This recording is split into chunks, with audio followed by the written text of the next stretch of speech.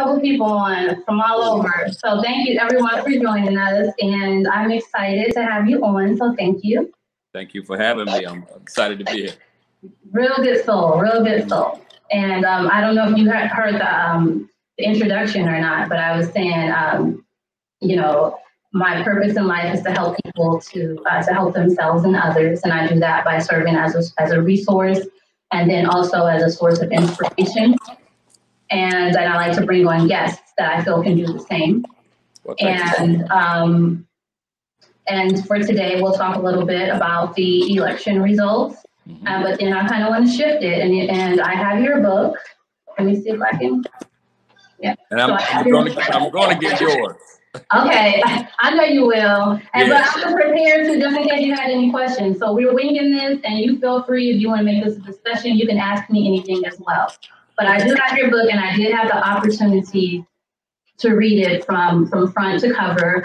He has recipes in here: trout, shrimp fettuccine, cornbread with some recipes that I never heard of, like the ingredients for your cornbread.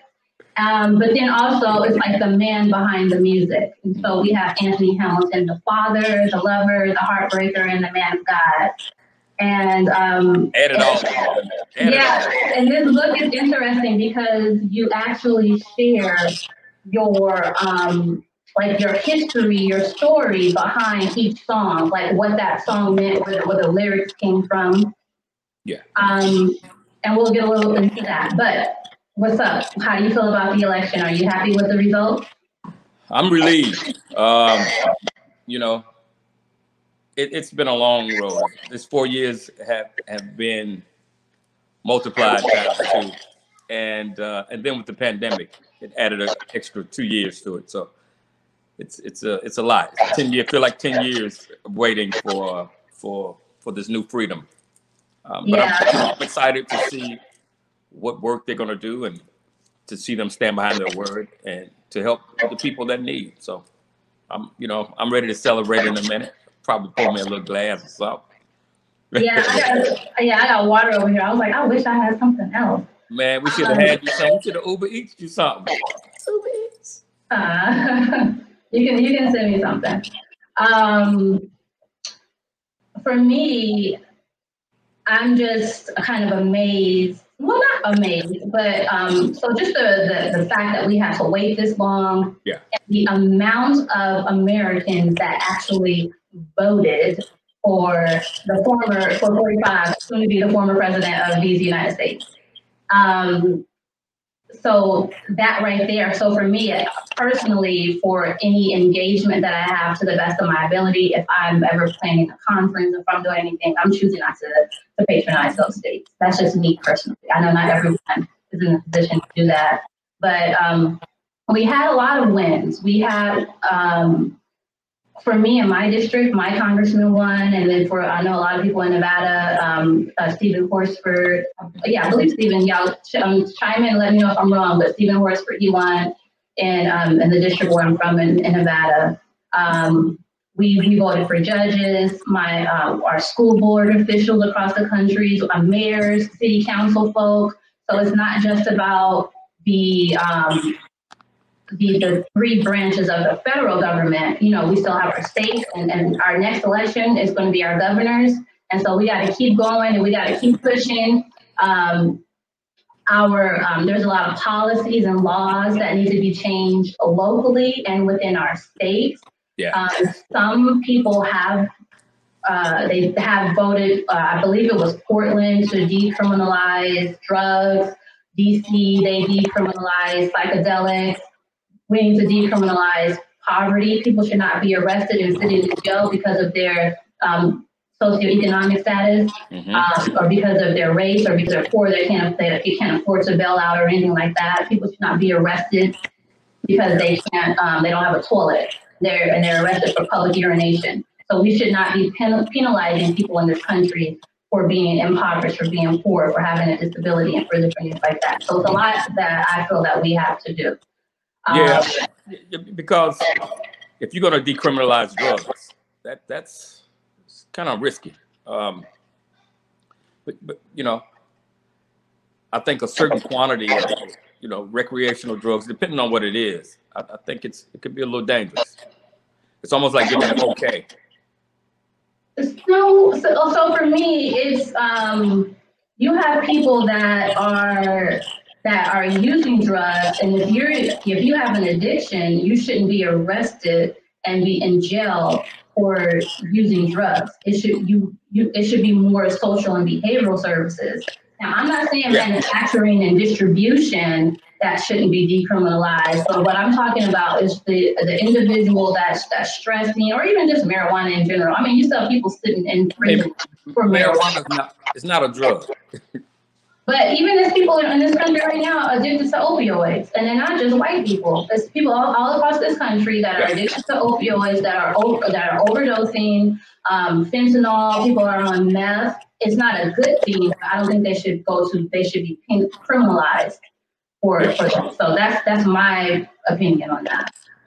I think not being criminalized, but I think to encourage rehabilitation and to help people to get some kind of balance in their life where this drug is not, you know, destroying who they are, their morals and certain things. I think there should be a standard that we all should have to live up to and to have. And we have to, you know, be accountable for who we are. I mean, I know people get on drugs, you know, I've had people in my family, alcohol abuse, all of that.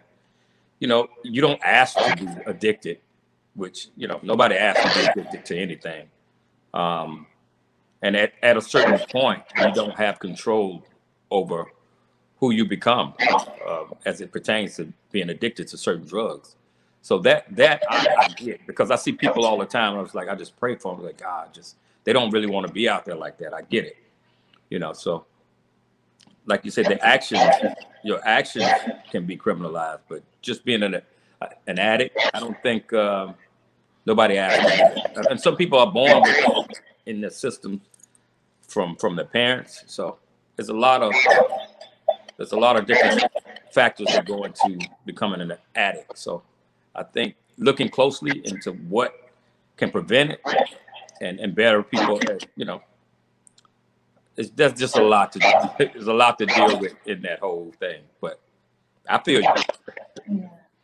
We have Gerard. He says Oregon has decriminalized and made possession of all personal amounts of drugs legal. Yeah, so I can just ride through the hood with an 8-ball, just free. Right, and you know.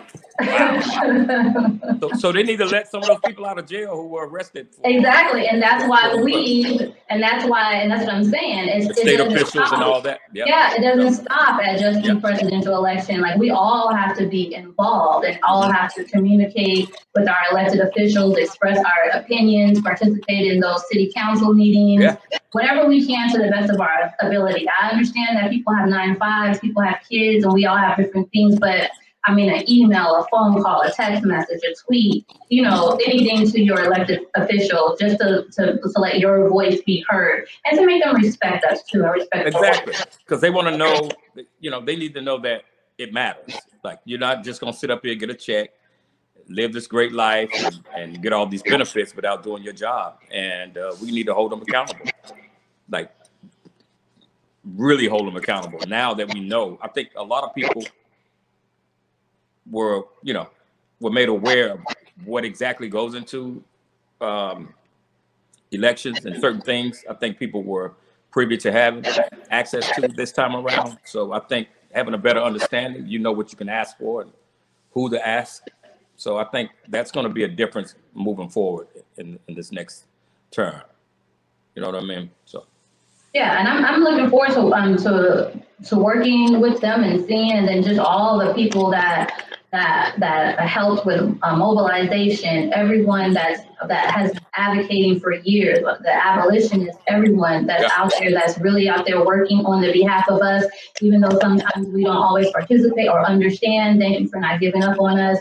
And thank you for educating us as well. For everyone who's out there that's doing stuff. You're not doing it in vain, and we thank you. And before we shift the conversation, I also would like to say, I think that we need to do a better job of holding corporations accountable as well. And so think about all of these past couple of years, all of those advertisers on those stations that have been glorifying violence and dehumanizing people and certain policies. We can't. They are just as responsible as well for providing these platforms and this rhetoric. And these are mainstream platforms, so I think that we need to hold them accountable as well. Yeah, I think we should as well. And to censor what we see on a daily basis, even the news. I think, it makes people, it desensitizes people to certain things when it's put, when it's put before you day to day and day in and day out. I think even with just murder and certain things, the more you show it, I think people become used to it and get desensitized about it. So I think we need to do a better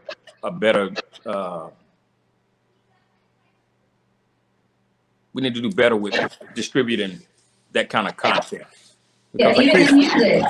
Huh? I said even in music. Oh yeah, definitely the music. Yeah.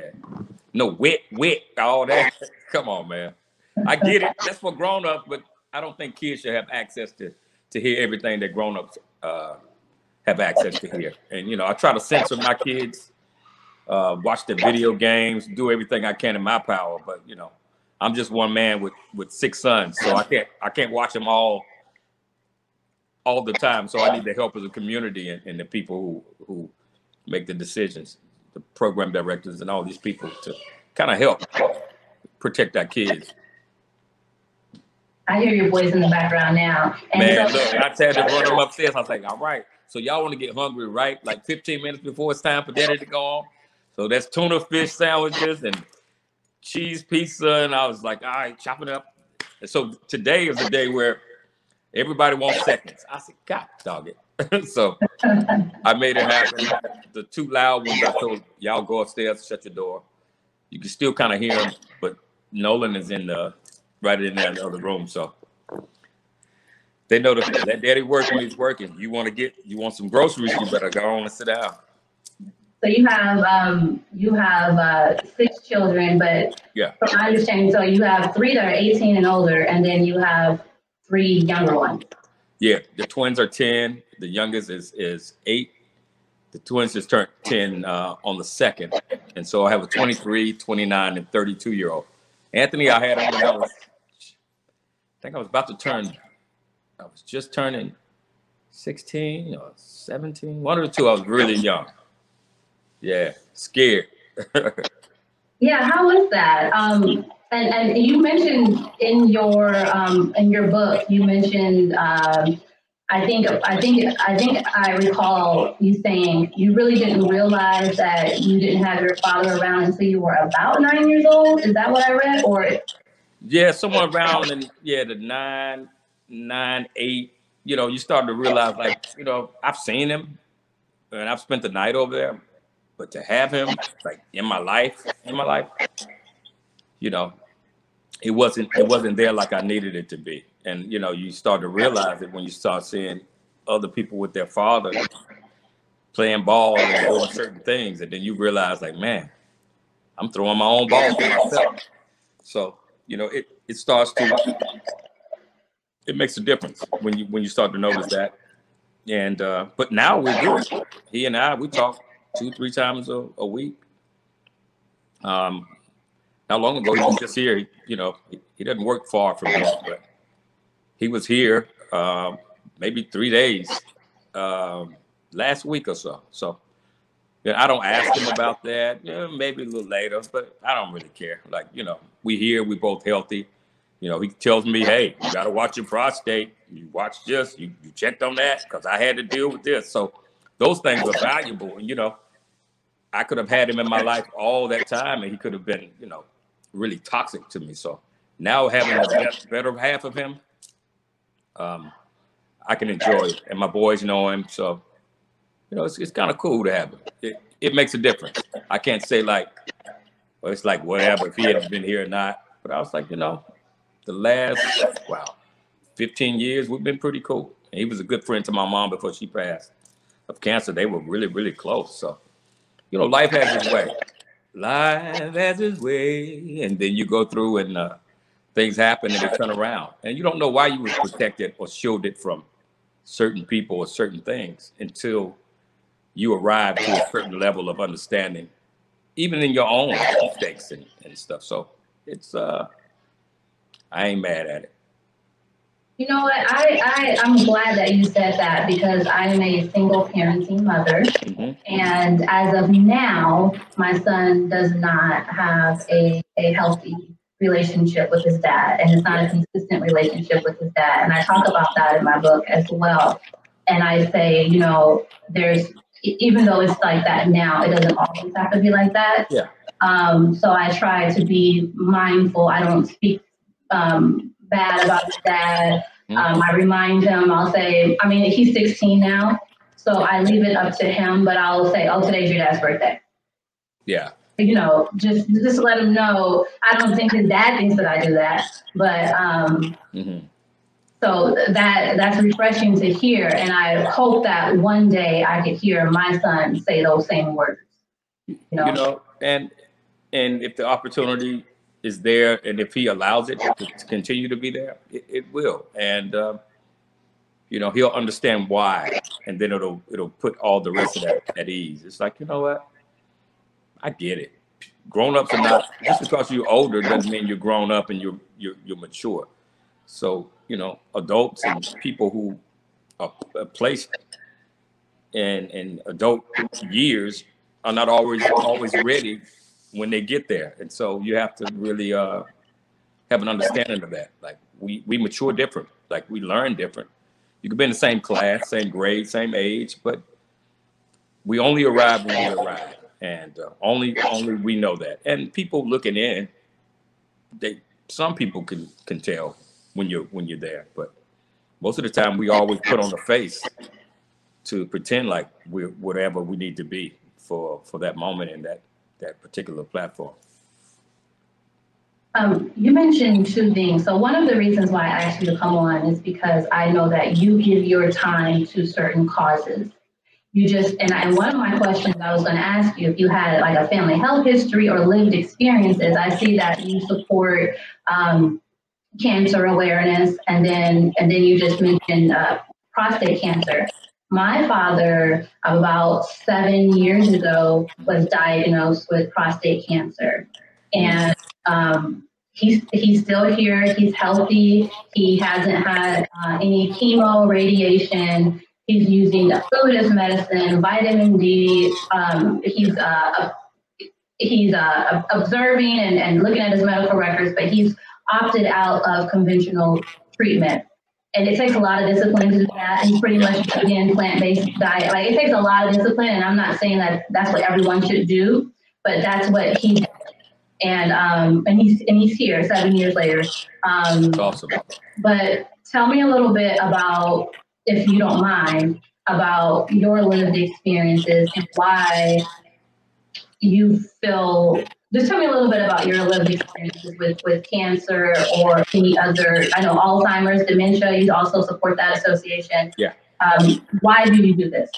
Well, with cancer, even before losing my mother to cancer, to breast cancer and, lung cancer, I've always had a real concern and care for people. Sickness and seeing young kids get sick at an early age, I was like, it seems so unfair for anyone to get sick. Started losing people to high blood pressure, to diabetes, to sickle cell. My best friend, Steve, died of sickle cell. He wasn't supposed to live to see 16, but he was graced with 34 years. And so I'm the godfather to his daughters. But just losing people really close to you, to things like sickle cell and cancer, you losing my mom, and seeing women having to, was it vasectomies when you lose your lumpectomy or mastectomy. Yeah, I guess it depends on which one. Yeah. So seeing that and feeling that pain and seeing people go, men, prostate cancer and just being around sickness, you tend to want to be there to be a voice or be some peace and some kind of voice that remind them that, you can fight through it, you can make it through it. There's alternative ways of getting better.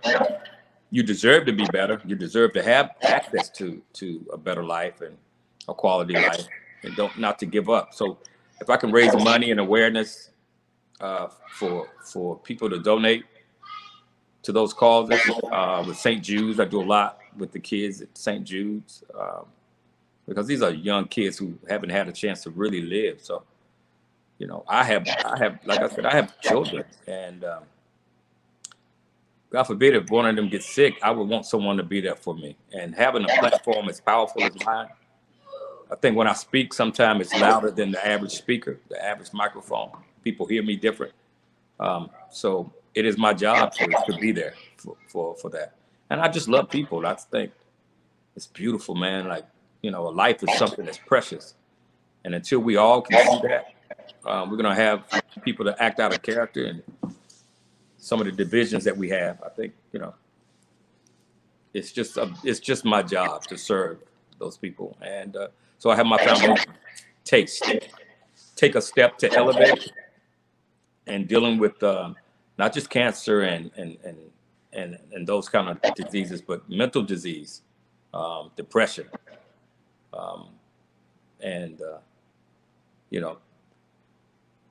it's something that we don't speak about as Black men or people in the Black community.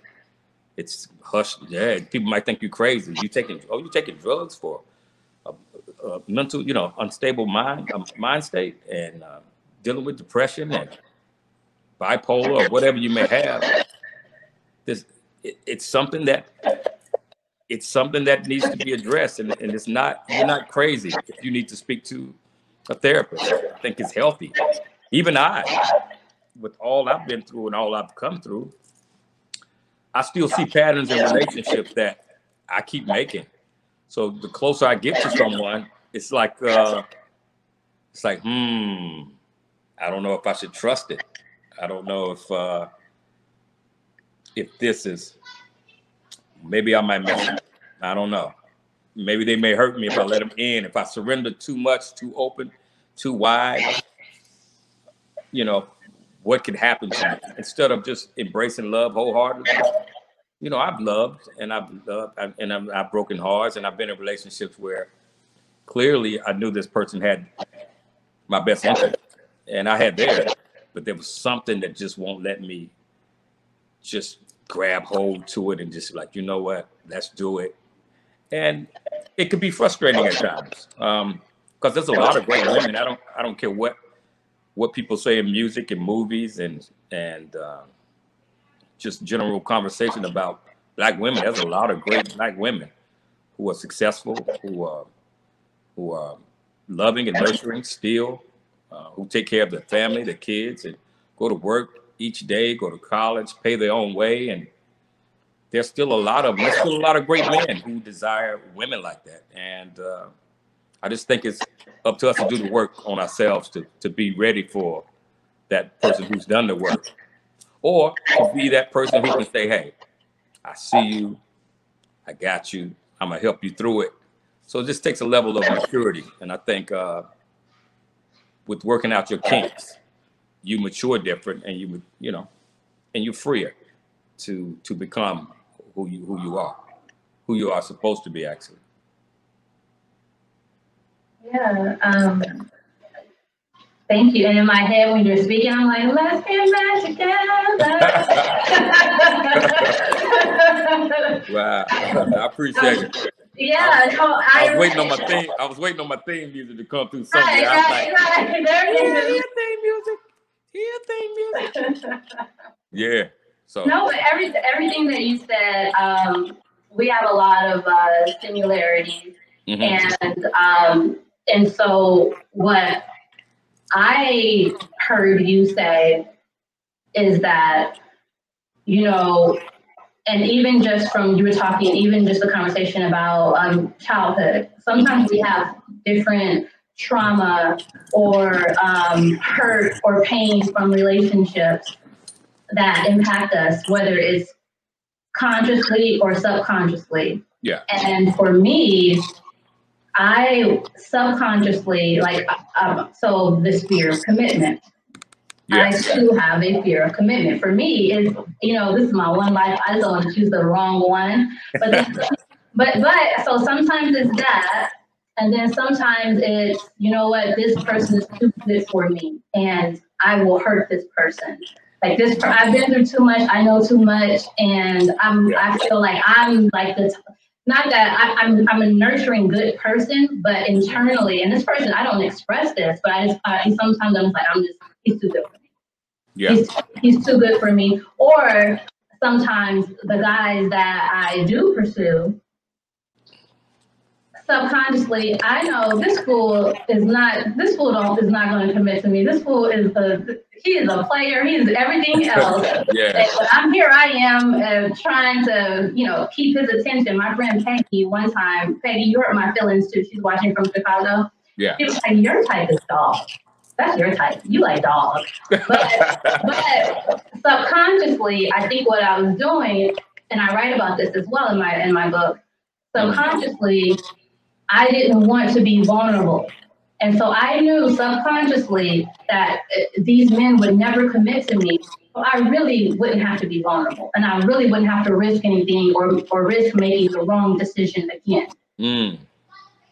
So I don't know if what I said resonates with you or anyone in the audience. If what I said. No, it does. It does. It's almost like we don't want the ones who want us. We don't want the ones who really are there and pursuing us. It's almost like we want this headache or this. We want to pursue, fix and find whatever fits our comfort level when it comes to relationships. Like, okay, she's gonna need me to love her. She's gonna need me to really be there and be accountable and be there exactly like I'm supposed to be. When this person, they don't really care so much, so I don't have to really care so much, and so we'll get along. So it's like, okay, it's no pressure. I get them, they get me, and here we are. But after a while, you're like, what am I doing it for? Like, life is starting to, birthdays stack up, and you realize, like, man, like you started looking around and it's like, is there anybody outside the family here who celebrate my birthday and my kids? So eventually you want to start sharing these moments with someone who you can create this journey with and look back on and be like, wow, I'm glad I did when I did. And hopefully, we all can have a chance to do that and have that love. I was looking at my nephew. He just turned 25 and his fiance's 24. They've been so in love for so many years. I mean, like real passionate love. I'm so proud of him. Like he's affectionate, he's open, and he says he proclaims his love for her, and she does the same. And they're so in love.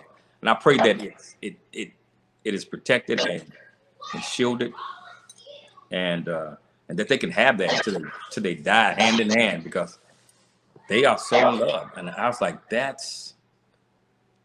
I wanna feel that excitement about being in love, like, and keep it as long as I was like, so you're never too old to learn from people or from the young, even children, how pure. Like my sons, they go out and play, and so he's just so he adores this girl so much. One of our neighbors, he was like, so she wasn't even outside. So the younger one he likes her and they like her. She like me. And then the other one, she's like, yeah, she kind of likes Aaron. So the baby boy's like, I said, hey man, there's a lot of beautiful girls in the world, and they're gonna be some that like you, There's some that like Aaron, some that like Nolan, and some that don't like neither one of you, and they just want to be friends. So don't worry about that. But just the fact that the pureness in it all is so beautiful. And he'll go out, sit, and he's a guy, he's rough, and you want to be tough and all this. But I see him outside sitting on the sidewalk, just hoping that she look outside, and she likes him. But I said, no. You don't have to do that. Come on back down. You know, I don't want them to think you're a stalker. But I said, it's good. You know, it's okay to like people, and it's healthy. I said, but you keep a good balance.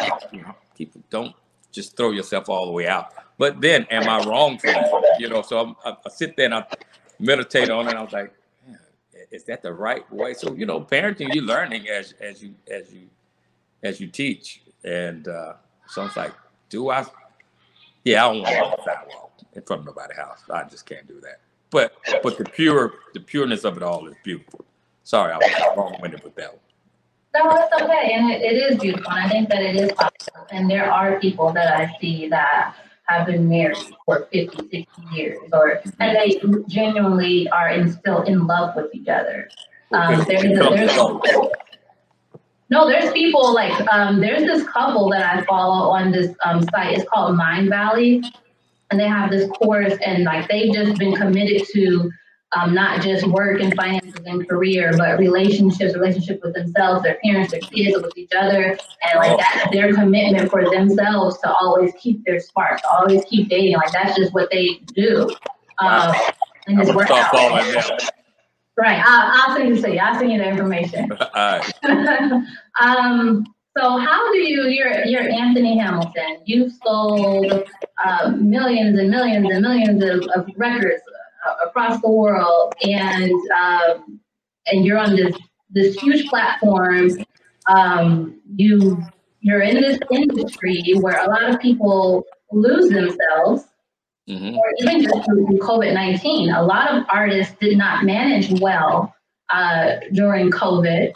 How do you maintain your balance, and what does that mean, like to maintain your balance for you?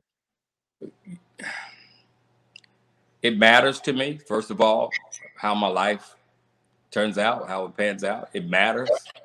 So if it matters, I have to make sure that everything is prioritized. Like I'm not out here I'm not going to spend my time doing a lot of things that's going to take away from the ability to do my job. And that's to create music, and to create quality music, and to be on stage, whether I'm talking or singing. I have to protect my body and my voice to be my best me. And I can't afford to lose that. I can't afford to buy a bunch of cars that don't matter. I can't afford to do certain things. Not that I can't do it monetarily, but it just doesn't make sense to me to not save, especially when you've been poor before and wishing you had something to eat, and you just had bread with sugar on it, toasted on a kerosene heater. You kind of get to a place of where you know, it's like, man, I thank God for being here, and I thank myself for doing the hard work.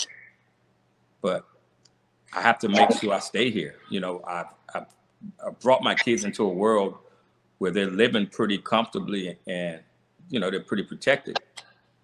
You know, I at least have to make sure that it's comfortable for them if something was to happen to me. And so that comes with planning. You have to plan to be to make sure your taxes and your credit is, you know, in a certain bracket, certain things that matter, and just wanting to be something that people appreciate, and appreciating yourself will allow you to put better decisions before decisions that take you away from what your purpose is. God is so important. My faith is so important, and people are looking at me. Kids are looking up to me, and people are looking to me to show them the way. and there are some people that are looking to see you fall.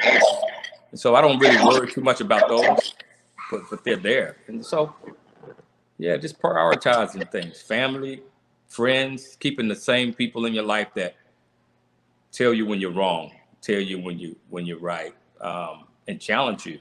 I think having people that challenge you is very important as well. Thank you. Did I answer your question? Did I answer? Yeah, and I'm gonna follow up. I'm gonna follow up, so don't worry about that.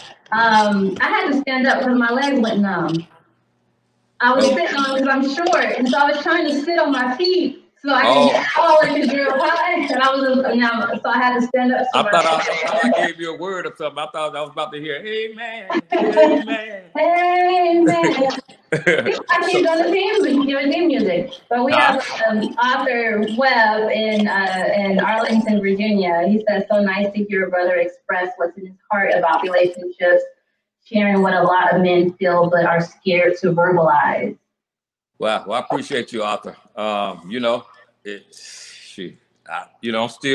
I'm still a work in progress, and I know, I know my flaws. I know, the things that are beautiful about myself as well. But I still have work to do, and I don't mind. I think it's a time to really start working on the same thing, and see what's out there. I think I'm not afraid of love. I'm not afraid of it totally. I don't think. The idea of love is beautiful to me. I think it's so beautiful. Like I watch some Sophie movies, like the what was that last movie that Issa Rae was in? The Photograph. You're gonna be mad at me because guess who didn't see that movie? Oh, it's still playing. Watch TV. Yeah. But it's a great movie. I think you should watch it. You should take some time and watch that. It's a great movie. It's beautiful, romantic, and it's showing black love. There's no shooting. There's no gang related. That's like regular black life. Which those lives are regular too to so many people, but it's a healthy relationship that it's an incredible movie. I think everyone should take time out to watch that movie. It's sexy. It's a sexy ass movie. Excuse my language. Yeah. And do you pray? Like, how often do you pray? All day, every day. I'm praying right now. Lord, I hope my lips stay chapped. Lord, if my nose just anything be in my nose, Lord. Is my ears crooked? Is my mouth crooked? Lord, is anything in my teeth, Lord? Well, this worked out. I got the fuzzy screen going on. I'm standing up. But this is a really, really fun interview, and I thank you. Yeah. What's next as far? If you all have any questions, go ahead. While we still have a few minutes before we sign off. Go ahead and ask any questions. But what's next for you? I know you're in the studio working on a new album. But yeah, the new album, it's going really, really good. I have the Taste Foundation. I just got that solidified with the Give It Back Fund, who house a lot of not-for-profit. So I'm really excited about that, giving back. The new album, I just got Keisha Cole to do her part on this one song that I have Rick Ross on. It's like a throwback to, like 411, my life, Mary J. Blige, 411. It's just like that old grown. But it's knocking up. It's knocking. I have that. I have one with Ty Dolla. Me and John Legend, we've been talking, so we're going to collaborate. I think it's time to just let people see that not only am I, this singer, this passionate, soulful singer, but I have relationships that are with some really cool people too. So I'm bringing out some more toys on this one. I had Stephanie Mills to come in and do some backgrounds. I'm waiting on Erykah Badu. I'm trying to get to her for this one song. It's so dope. It's so dope. Who else I have? So pause. So you said Stephanie Mills, you're trying to get Stephanie Mills to sing backup for you? She did it already. She did it. Okay. Yeah. Same with Erykah Badu. Is it backup or is it a feature? Feature. Okay. Yeah. Yeah. So Rick Ross, D Smoke, and Ty Dolla. Jacquees, I did one with Jacquees, so you know, the young king of R&B. I had to embrace the young brother. He's talented. I like him. He's a good dude. Who else? So I'm reaching out to people now to solidify. But I got some really great music. It's worth the wait. The top of the year. I was gonna put it out this year, but I was like, well, I put out something when all the circus was up and running. With all the Trump stuff and the elections. I dare not to waste my music and put it in a, you know, well, I put it out when the speakers are too loud. You can't hear it. So I'm gonna come out when it's nice and quiet. People are back to wanting to enjoy life, and I'm coming with some heat, man. Woo. So that, working on my hat, I had a deal with this company, you know, that didn't see my worth. They want to give me crumbs, and I was like, you know what? I'm excited about it, but no, thank you. I know my worth. Big company, and yeah. So the House of Fedoras is the hat line that I'm excited about still. Just creative. I'm really into, like, I like home decorating and furniture and certain things. So bedding, I buy, huh? I said in cooking and gardening. Yeah, definitely cooking. So cooking, coming out with seasonings and certain things that I want to give people, you know, good quality food and good quality experiences. Like sheets. I love sheets and towels and things like that. So just coming out with some sheets and bedding and things that make. Why not? Yeah. I think it's beautiful, man. Like, I'll buy sheets like I'm buying t-shirts. Like, all right, we're going to Marshalls, we're going to Home Goods. That's what we're doing. And I'll come home with some new sheets, and it makes me feel good. So I want to have, you know, share that experience with people. We have definitely food. Yes, and so speaking of food, we have two questions before we close out. Lynn Jenkins, she wants to know what you're cooking for Thanksgiving dinner, and Chris Lomax, she wants to know what's your go-to recipe. Wow.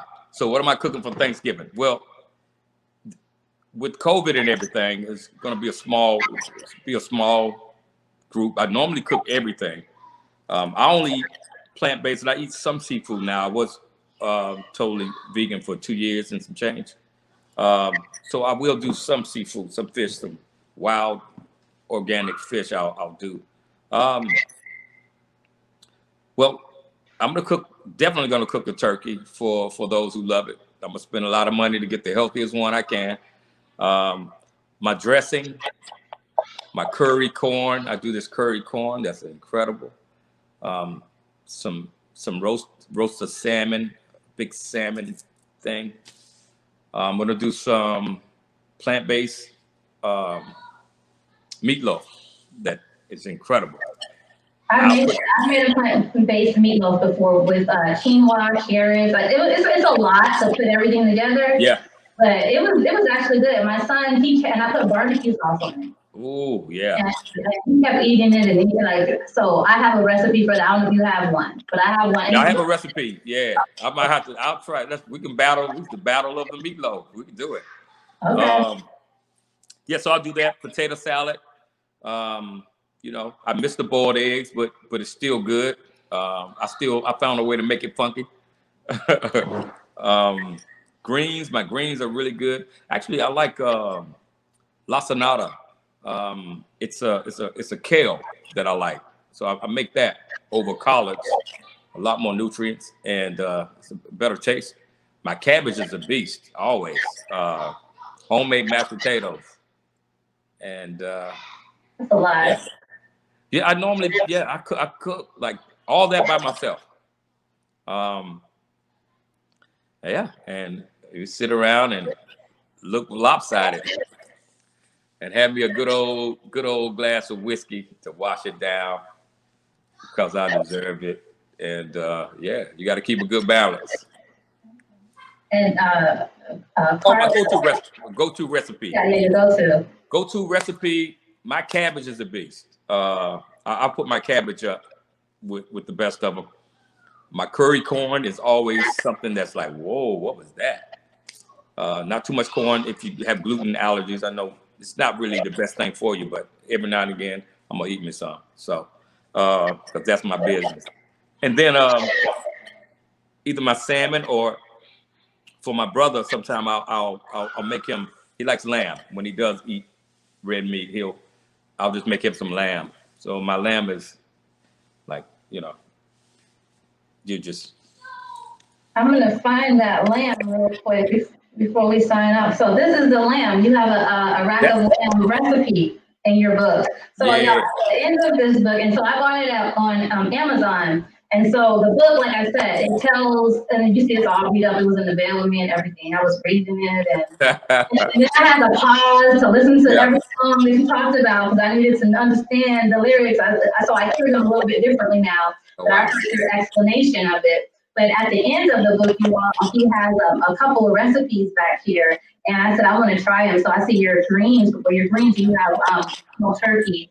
And then I see you have pan-seared chicken with sauteed turkey bacon and cabbage.